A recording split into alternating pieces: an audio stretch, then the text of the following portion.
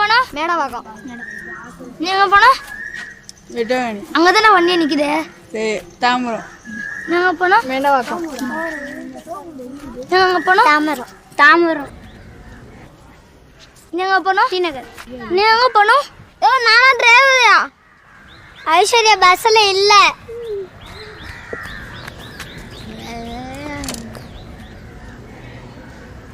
இது பஸ் இல்ல, வெளியே இது சுத்தி பஸ் தான். அந்த கம்பளம் ரெடியா? ரெடி.